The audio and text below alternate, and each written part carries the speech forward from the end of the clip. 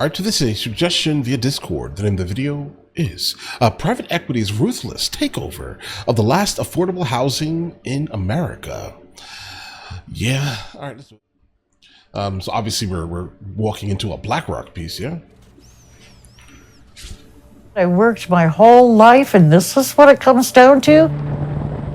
Some greedy person wanting his big chunk out of what little bit I had? How much longer can you afford to live in your home? 1 month. Wow. I don't know what I'm gonna do. Okay. Hope that I don't wake up tomorrow. That's crossed my mind. Well, that's not a great option. All right, One of the most important forms of affordable housing is under threat. They're called manufactured housing communities. Okay. You might know them as mobile home parks or trailer parks, and they often get a bad rap. But 22 million Americans call them home for a reason. We're pretty much the last oasis of affordable housing in this country.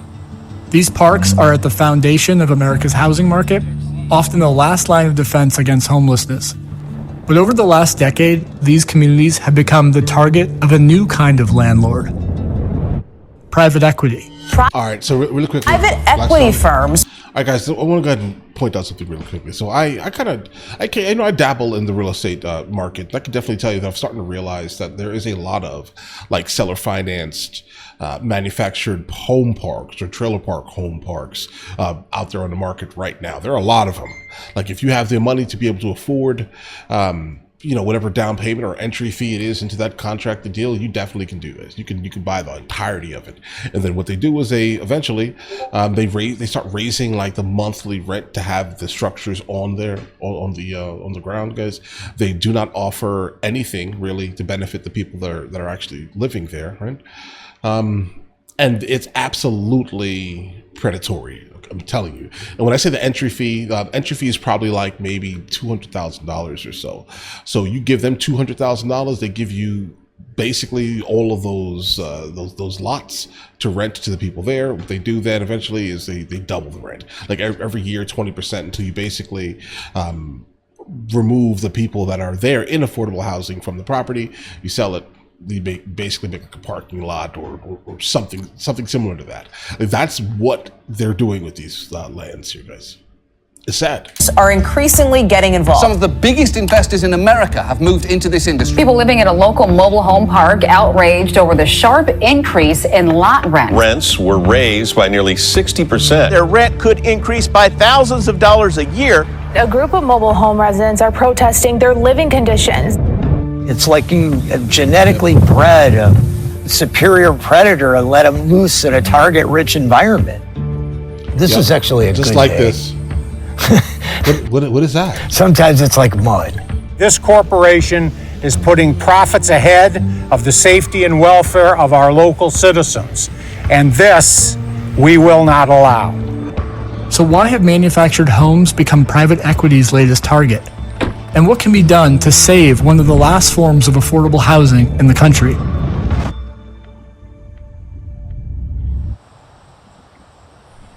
I've lived in manufactured homes for 50 years, maybe more. Madeline Beckett lives in a park outside of Lansing, Michigan. This park was run the way a good park should be run, by the same couple for years and years and years. I'm sure. They're a little stern, or she was a little stern. She was a lot stern, but nobody pulled any punches with her. Like most people in manufactured housing, Madeline owns her home, but pays monthly rent to the park owner for the land it sits on. When I retired, I looked at my money. I'm gonna go ahead and grab some numbers so I can give you exactly, generally what they're doing. Me and my situation. I'm like, okay, great. I knew what the rent. And I'm gonna do this for you guys because I am, again, I do dabble in real estate, right? So, I'm like a part of like some secret groups. It was a third of my income. I don't live high on the hog, I'm not going to Paris anytime soon. And then the conglomerate came in and offered apparently the owner money that he couldn't resist. Right, that's what happens. I looked it up and I went, oh dear, I think we are in trouble.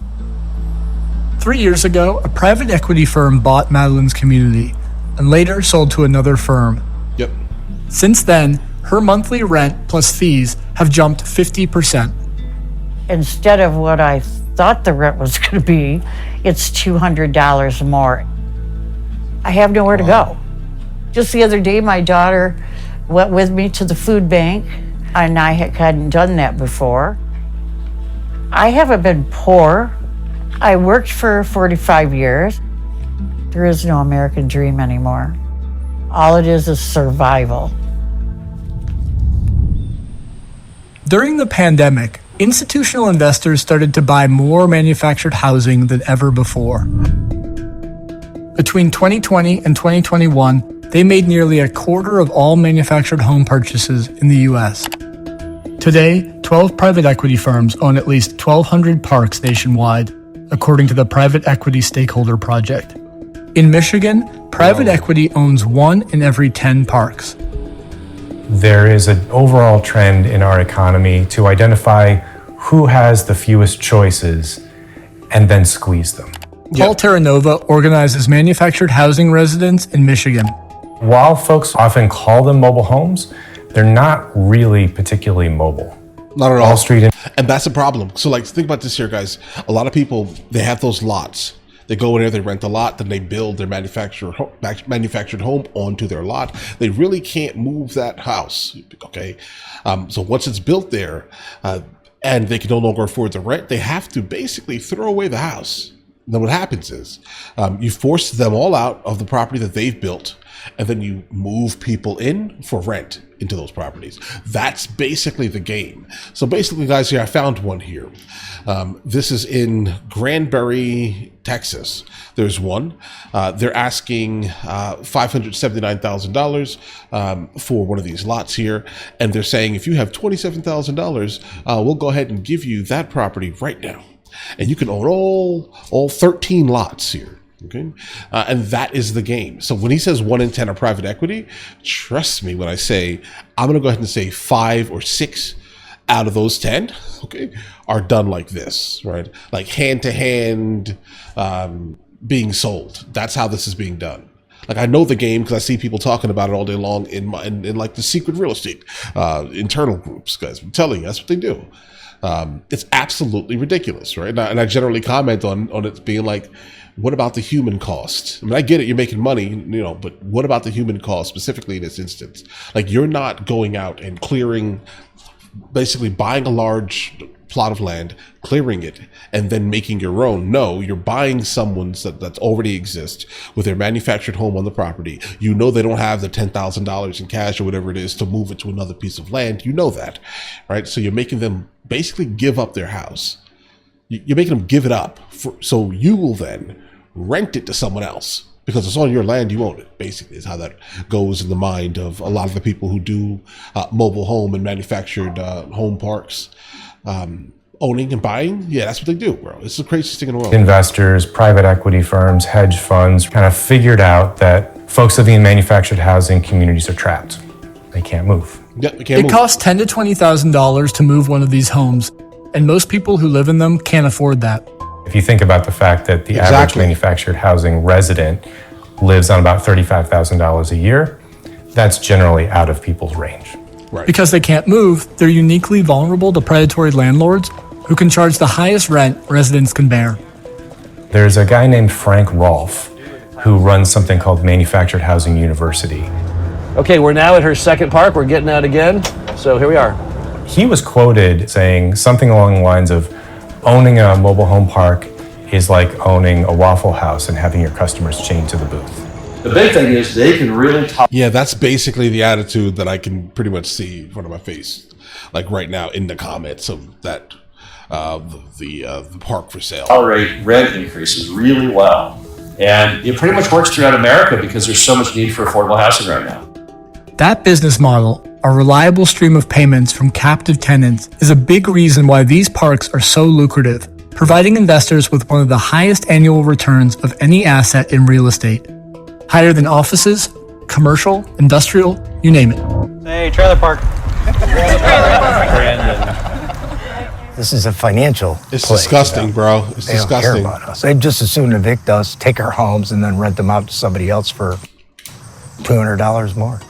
Bro, That's exactly what they're doing. Like you're like reading the mind here. I'm telling you, that's exactly what they're doing. There's no doubt here.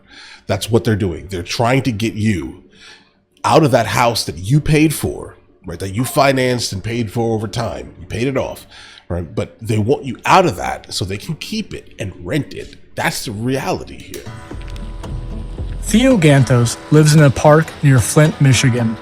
3 years ago, it was taken over by Homes of America, an affiliate of the hedge fund Alden Global Capital. Okay. Alden Global is best known for buying newspapers across the country and stripping their assets. Yeah, we had a pool, before the Homes of America. We still pay the same amount as though we had a pool and as though we had a community center, but we have no community center either. Yeah, since 2021, Homes of America has gone on a buying spree, spending nearly $300 million to acquire 138 parks across 17 states. They've raised rents and aggressively evicted residents. After years of neglect, only about 15% of the lots in Theo's park are still occupied. And who is Homes of America? Homes of America is just a shell within a shell within a shell. Homes of America is Randy Smith. Randall Smith is the founder and chief investment officer of Alden Global. He lives in Palm Beach, Florida. As of 2017, he owns 17 mansions. He has since sold 14 of them for a reported profit of $57 million. Of course, that's what you do, right? You stack up in an area, and then you wait for the bubble to kind of reach its max, and then you let them off. Yeah, this is the plunder of private equity. This is what they do. Destroy, destroy, destroy. Okay, everybody ready? Everybody rolling? All right, good afternoon. In August, the county prosecutor brought charges against Homes of America's local LLC for operating the park without a license. It's the first time that the owner of a manufactured housing park in Michigan has ever faced that criminal charge. A key element in the North Morris Estate's inability to obtain a license is its seeming refusal to fix the park's water problem. Well, when the water comes out like this, it kind of ruins your whole day. Yeah, that's nasty, bro. We'll get the attention of the out-of-state corporation that owns this park and force its officers and directors to do the right thing for the residents of this community. It's clear to me this corporation is putting profits before people. Honestly, the warrant should be to Randall Smith, Sounds CEO like of Alden. But how about this here? It doesn't even just sound like it. Like I can tell you this factually. That's exactly what happens. That's exactly what it is. Unfortunately, it's big business, big, gigantic business that people are not going to stop because people are literally building their portfolio with these type of properties. But he's hidden himself behind multiple shell layers. So getting to him is hard. Oh no, my camera. These big companies buying up these communities now need some oversight because right now they're free to abuse residents in pretty much every way they want. Holly Hook lives 30 minutes away at another park, owned by private equity firm Haven Park Communities.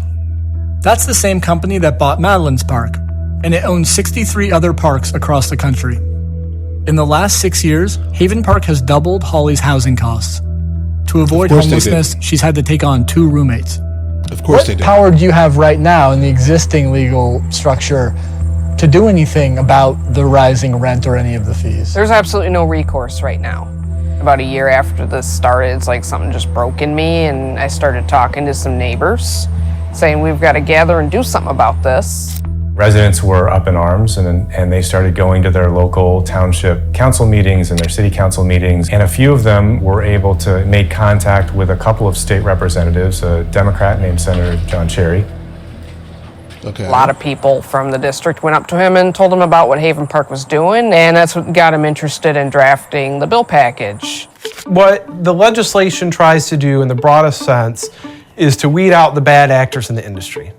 What we're trying to do is make sure that folks don't get exploited. That's what this is about. State Senator John Cherry is the sponsor of legislation that would protect residents from the worst abuses of predatory landlords.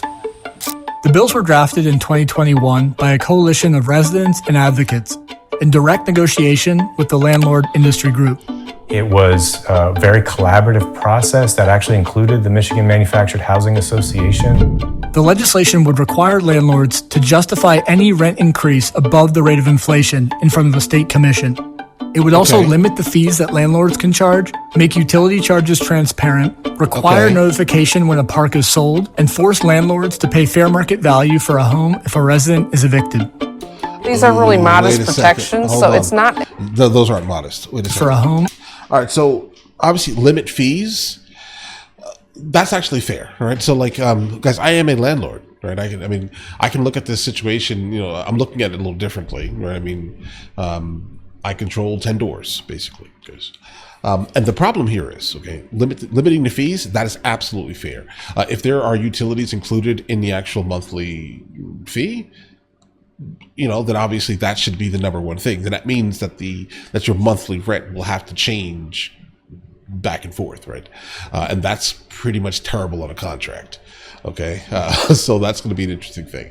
Sale notice, I would probably call that more of a courtesy than anything else, because that really, that's just a courtesy. Fair value for the house itself. Yes and no. Okay. Now, so for example, I own all of this land you built on my land. I'm renting you this land. Okay. The main dilemma here is that I would say what is fair is giving people, at the very least, like a regular, common, typical eviction. Okay. I'm going to give you 30 days to basically remove everything off of the lot itself. And if you can't, then it's basically littering, right? I mean, I'm not going to pay you for something you can't actually take. That's the reality of the situation. Looking at it from a business owner's standpoint, if you can take it, yes, I technically don't want your house, right? But if you leave it there, after 30 days, what am I supposed to do? I'm not going to pay you for leaving basically litter on my yard, my lot. I think that's pretty much the dilemma here. Fair market value for your home. I don't want to buy it. I want my lot back so I can have someone else in there to build again. Looking at it with my my landlord hat here, at least. But if I did want to purchase it, then yeah, right, I'll do that.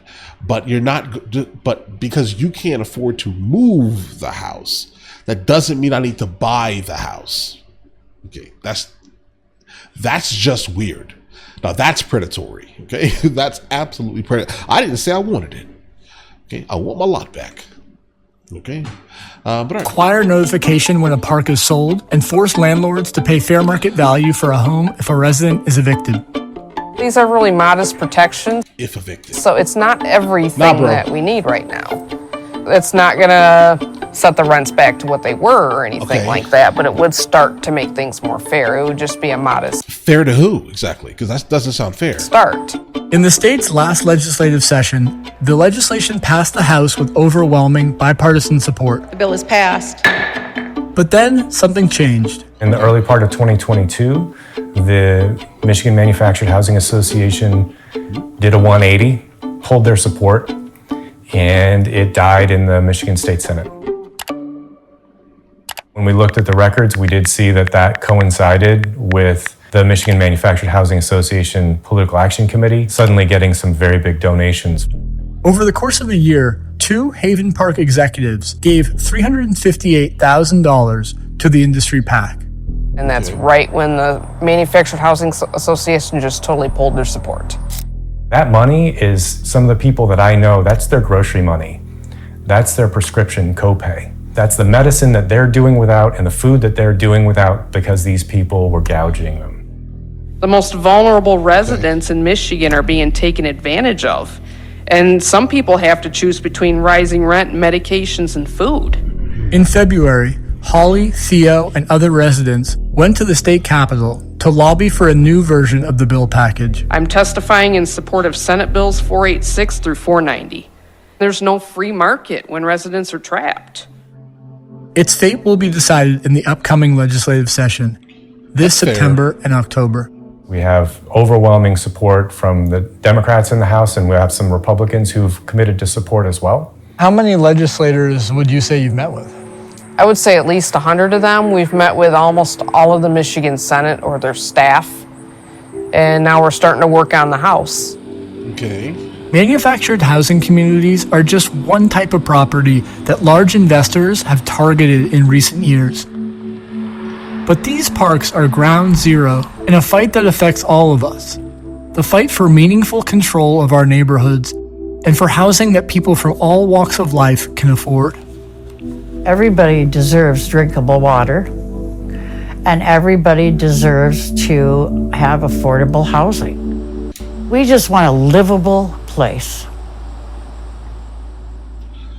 I mean, guys, it's fair, right? What from their perspective, it's absolutely fair, and I can see how they, kind of want all of these things. No problems here, not innocence here. But here's the thing. When it comes to like predatory landlords or like slumlords, bro, there's no respect at all for that. At all. Guys, at all. I can tell you this right now, 100%. I think I don't even make any like actual profit on any of the properties that I own that are being rented. Like none. I make no profit. Right. And anytime that things are basically anytime that things need to be raised, for example, they're raised exclusively because taxes have been raised. Right? So if you're going to live in that house, obviously make sure everything is covered monthly. Right? I'm not specifically in real estate to exclusively make gigantic profits, even though obviously the obvious return on this here is that I do own the property. The mortgage is 100% taken care of, along with any other taxes and insurance, right? All of that has to be taken care of monthly, period. That's just how that works there, right? And then obviously I maintain everything that is in said property if something happens, right? And that's just the reality, I'd say. I mean, I would never like back a slumlord or any type of like parasitic organization that is specifically targeting. This is why I have no interest in getting into the mobile home or manufactured home parks at all. Yeah, but I definitely think that is probably one of the most trashy things in the world to do, specifically if people generally don't want to see people homeless, right? And then if you go and start targeting and making more expensive some of the cheapest living arrangements you can possibly have in the country, you're making more people homeless, right? And I think that's where kind of capitalism has some slight issues here, guys, in that context basically alone. But either way, guys, listen, you guys all have an absolutely amazing day. Enjoy your day thoroughly. Guys, before we go, are you guys subscribed to the other channels? Logical Movie Reviews with Mr. L. Boyd, along with Mr. L. Boyd Music. Both are found in the description. Check it out.